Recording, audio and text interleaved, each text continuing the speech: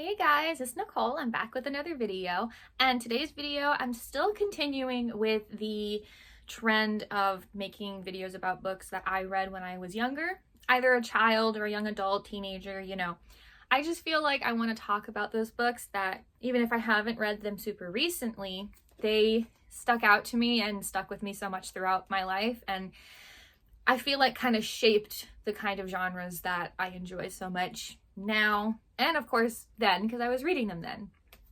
So this particular series I read when I was around 18 or 19, and I really liked this series because it's a reimagining of certain characters that are just well known. And I love reimaginings. I actually have another series that I read when I was a little bit older than 18 or 19, I think I was like 20 or so, that I read when I was a little bit older, that I'm probably going to make a video about as well, because it's also a reimagining, and I love reimaginings. They're well-known characters and stories that you take the stories and you just make it completely different, but there's still elements of the original story or character there, and I love that kind of stuff. I think it's so much fun to take things that already exist and go, okay, but what if we did this? Or what if it happened differently, but like this? And I love that stuff so much. So that's why I love this series. It's such a fun one. I don't remember when I originally first picked up the first book, so I can't really remember like, oh, like this is why I picked it up and why I loved it so much. But I'm just getting ahead of myself right now, so it's going to be hard to show all of the covers at the same time because these are all really thick books. But the series I'm going to be talking about today is the Lunar Chronicles. They're a little bit hard to see, and so I'm kind of just going to hold them like this for a little bit. But as you can see, there are 5 books in this series. The last one is the shortest. So in this particular series, the first book is Cinder, and I'll go into why I picked up this book and why I just really liked the concept, and this was the first book. So Cinder is the first. Next book in this series is Scarlet, which Cinder you can kind of guess. Scarlet is a little bit harder to guess, so I'll get into that. Cress is even harder to guess, but the cover kind of gives it away. So Cress is the third book. And then the fourth book is Winter. This one's also a little bit easier to guess as to who it might be about. And then the last book is called Fairest. And that should be a pretty big giveaway as to what this series could possibly be about. So for those of you who don't know the original stories or even the Disney versions of the stories, Cinder is based on Cinderella. And it's a little bit different on this cover, obviously, because it's a red heel, not like a clear glass slipper. And if you look closely in here, you can see like the bones, but they're actually not like human bones. They're like metallic cyborg bones. And each of the books stars and like introduces new characters. Like Scarlet introduces Little Red Riding Hood, except that they're all different names. Like Cinder is the character's name, but she's based off of Cinderella. Scarlet is Little Red Riding Hood, but she's Scarlet, but that's kind of who she's based off of. Cress is Rapunzel. Long hair at the bottom. That should have been a giveaway. And then Winter, the apple, obviously, Snow White. And then Fairest here, like the evil queen. So kind of the general like fairy tales that we knew, or at least I knew growing up in the US, of, Cinderella, Little Red Riding Hood, Rapunzel, Snow White. Like it's those are the kinds of books and stories that I grew up knowing, even before like watching them through Disney movies. And yeah, so that's what a really fun thing that this book is, because they're reimaginings of these characters, and that's why they're called different names. Cinder is the closest one, obviously, because it's just part of the first name, like the first part of the name Cinderella, and then the others are just kind of different, but they still have okay, I see why that they're called this. So getting into the plot a little bit, I'm going to read the back of the first book, and I don't think I'm going to read the back of all the books because that might take a while, but we'll see. It's I don't want to make this video too long. I just want to show my appreciation for the series. So on the back of Cinder, which by the way, the author is Marissa Meyer, and she's so good. Like, this is such a perfect young adult series. I can't recommend it enough. But okay, so on the back, it says, on the top of the page, on the back, it says, even in the future, the story begins with once upon a time. Humans and androids crowd the raucous streets of New Beijing. A deadly plague ravages the population. From space, a ruthless lunar people watch, waiting to make their move. No one knows that Earth's fate hinges on one girl. 16-year-old Cinder, a gifted mechanic, is a cyborg. She's a second-class citizen with a mysterious past and is reviled by her stepmother. But when her life becomes intertwined with the handsome Prince Kai's, she suddenly finds herself at the center of an intergalactic struggle and a forbidden attraction. Caught between duty and freedom, loyalty and betrayal, she must uncover secrets about her past in order to protect her world's future. Because there is something unusual about Cinder, something that others would kill for. So, it's a really good book. The cover is obviously so pretty. It's so aesthetically pleasing. Like, I love the font. I love all of it. And then the blurb on the back, it sounds so cool and so fun and so amazing. It's one of those, YA dystopian kind of series. So if you like that stuff, like the Hunger Games and the Divergent series, you'll like this, especially if you love fantasy and reimaginings. Yeah, there's a little bit of spoilers on the backs in the next books, so I'm not going to go into those. But essentially, it's a whole series of, they mention on the back that there's a plague ravaging Earth and that there's a ruthless people that live on the moon, because it said lunar, that's not a spoiler, that are waiting to take over or do something, and she's gonna have to fight to defend her world kind of thing. And there's the hint of the secret about her past that obviously comes into play. It's not just there randomly. And all of the characters that are introduced, Scarlet, Cress, Winter, all of those that are introduced come into the story and come into the plan and plot as well. And yeah, it's hard to explain without spoiling anything, but there's a reason all of the books are about a different character. All of the others, like once they're introduced, do get mentioned in the following books, but all of the characters that the books are named after, that's what the book is mainly about, obviously. Scarlet, I love the cover because at first glance it just looks like a red sheet, but then you see the red hair, and then you see it's the cape flowing behind her, and I love that cover. I just love the font here, like the font of the title is just so pretty to me, and it's all very shiny, as you can see. Like, this is like glossed, and like kind of the title as well, they're like, it's like silver glossed a little bit. So pretty. I love it. And then, of course, Cress, I just like it's just so obvious that it's kind of like based on Rapunzel, because I mean, like, look, she's sitting right there, and then you see the long hair. Like, she has a little bit different, she has like a red ribbon like through her hair, but I mean, come on, it's so obvious.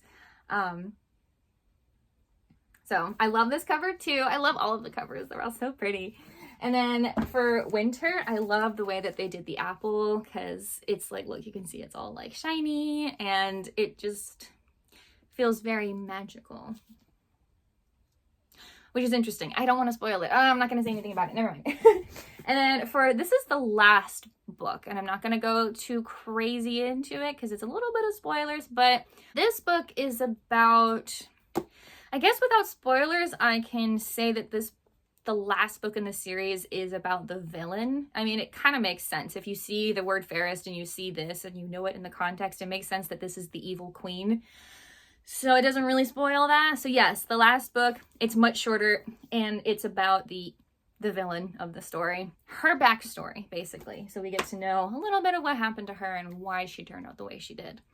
And it's a really good one too. I love the first 4 books so much, of course, because like that's like the main story, the main plots, and that's what's really good about it. But the last book about the villain is really good too. I love this series so much because, yes, like the other series that I've mentioned that are kind of YA dystopian kinds of series, they're so inspiring and hopeful and definitely interesting. I mean, there's a reason they made movies out of so many of those series, because they keep your attention. They're very interesting. So I think that's definitely a reason why I love this series so much. But it's definitely the type that is hopeful. Just like the other series I talked about, Red Rising, this series, the Lunar Chronicles, is very hopeful. Like, yes, the main characters get kicked down. Yes, horrible things happen. Yes, they have trials and tribulations to go through, but they get through it all. And the whole point of the series is you can get through it together. And the important thing is to stay together, like as a group. And I love that. And I feel like that messaging is really important nowadays. And so I honestly, even though I read this series when I was a lot younger, I would still recommend this to anybody. I don't think there was any inappropriate like scenes, because there are teen romances that go on in these books. Like Cinder's 16, all of the others are within teen years. I want to say between like 13 and 18. And yes, so that is a thing, but I don't think it went farther than just, oh, they have crushes on each other and maybe they get together. I'm not saying that's a spoiler. So I don't think there's anything inappropriate in these books. I wish I had looked that up beforehand. I didn't, but I don't remember there being anything inappropriate. But yeah, I would recommend this to a lot of people. I think everyone over the age of 13, maybe even 12 or 13, can read this series. I think it's just a really good one. I think it's, if you like dystopian, if you like young adult, this is a really good series. And like I said, reimaginings are so much fun. The characters all still have like small bits of the attributes that the original characters had, and especially with their stories. And it's just so much fun. It's like going into a multiverse. It's like, what would have happened if this story took place in this time, in this world, in this fantasy universe? And I think that's so much fun. So yes, I do recommend this series to pretty much anybody. I know some people aren't into fantasy, and if that's not your thing, yeah, you probably won't like it. But I do think most people would enjoy this series. I do kind of want to go in a little bit into spoilers, just to say like what I think and to kind of explain things. So I am going to go into stuff that reveals some spoilers. So if you don't want any spoilers because you might read this series, go ahead and close out the video. And if you are, thank you so much for watching, but we are going to go into spoilers now. So I can say this now because I'm mentioning that it's a spoiler, but the last book, Fairest, is about Queen Lavanna, and she is basically the evil queen. And I also mentioned the lunar people that lived on the moon. She's the queen of the people on the moon. And from the first book on the back of Cinder, I mentioned Prince Kai, because he was also mentioned back here. He is the prince, because he's a prince, of New Beijing, of China, of whatever that's, because this series takes place in a fantasy world, but like hundreds of years in the future. So what used to be certain countries and things are not the same anymore, and so they've been renamed, rezoned, and everything. So he is the prince of New Beijing, of that area, of the Commonwealth, I think is what they called it. It's kind of hard to explain how Prince Kai and Cinder end up meeting, because like it said, she's a second-class citizen because she's a cyborg. In this universe, if you're a cyborg, if you're anything less than human, you are not like a person. So she works as a mechanic because she's really good at it. She's part cyborg, so she has like things that just make it easier for her to work with mechanics, but she's not really seen as a person. But A lot of the people, especially of higher class, have basically androids or droids, mostly fully mechanical, like not human in any aspect, just purely mechanical. And Prince Kai meets Cinder because he takes one of his, that is very special to him, androids, to her to fix it. And so that's how they meet. And then chaos ensues because, you know, he invites her along to things, and her big secret, which I'm not going to spoil because even if you are looking for spoilers, I just don't want to spoil that because that's such a big secret, comes into play throughout the entire series. And I loved Scarlet so much. I think it's probably my favorite of the series, mostly because I just love her so much. If I had to pick a favorite character of the series, it would be Scarlet. I love Cinder, don't get me wrong. She's amazing and so smart and so savvy. But I love Scarlet. She just, I guess probably because she reminds me so much of me. But she ends up meeting, oh, this is so hard to explain and describe, but basically the Lunar people have created humans that are almost, I want to say, kind of mutated to humans that have wolf characteristics, but they still look human. Does that make sense?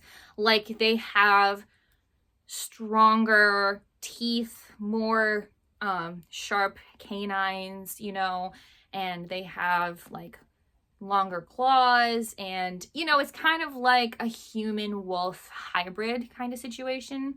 And they are basically made and used to be the Lunar people's army.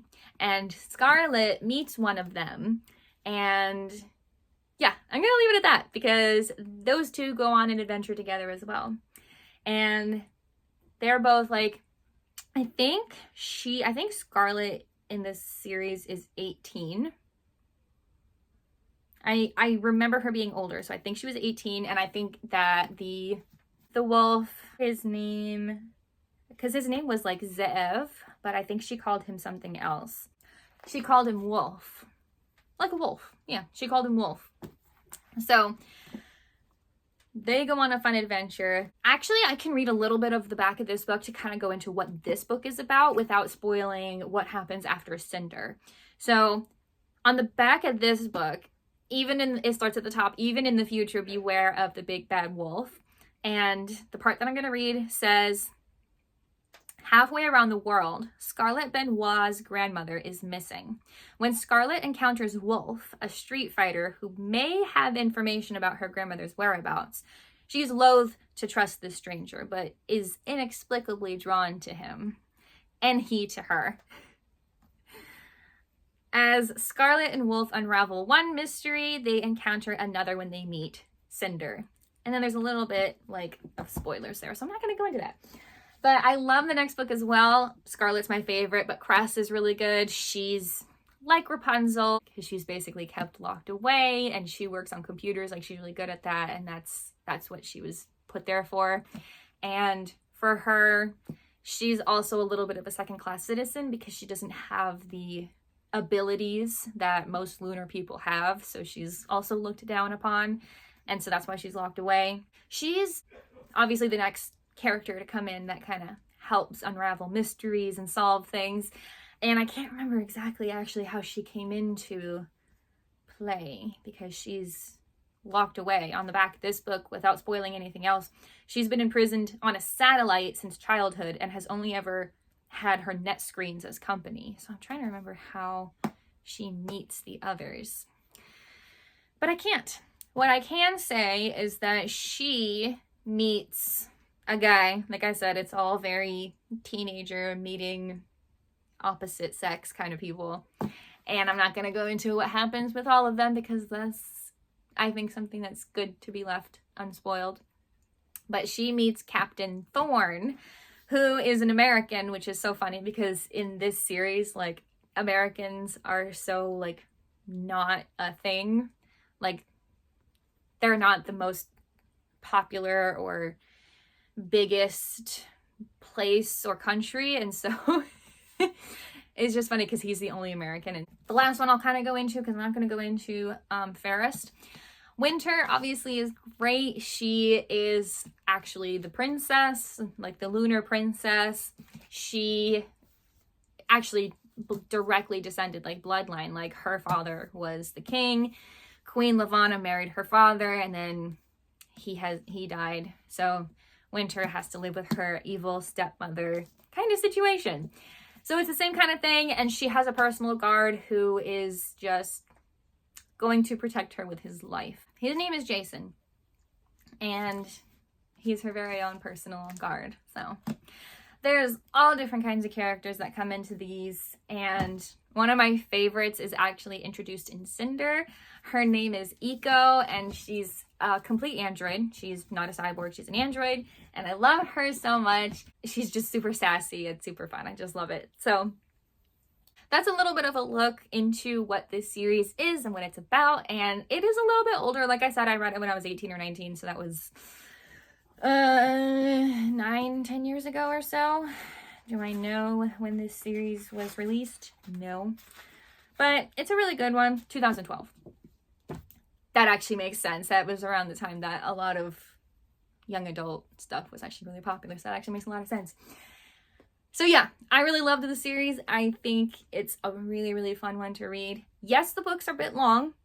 I'm not going to disagree on that. You could see when I held it up, they're nice thick boys, and it'll take you a bit to read the whole series, especially if you're like busy and don't have time to sit down and read like a lot.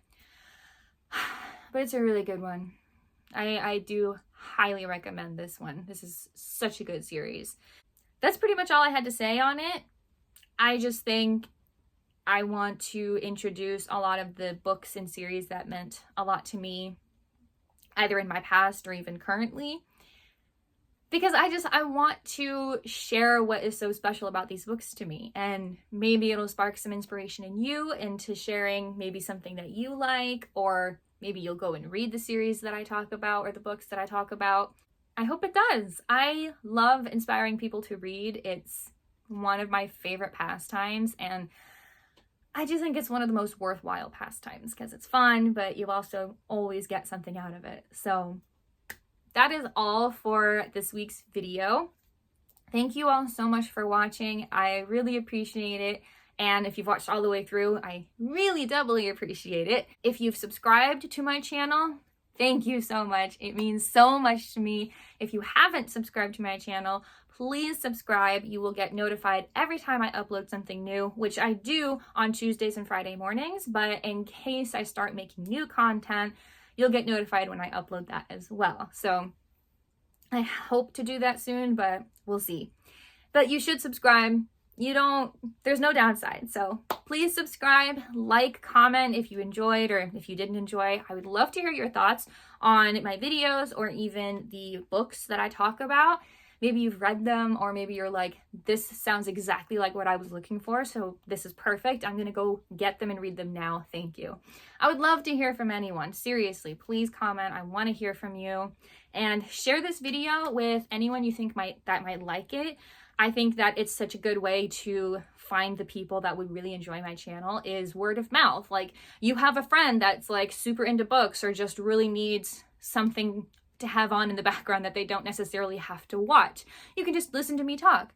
And it would really, really help me, because I'm just waiting for the right people to find my channel that will really enjoy the content I make. So that would really be a big help to me if you could share this with anyone that you think might like it. But that is all, and I appreciate you all so much, and I will see you all in the next video.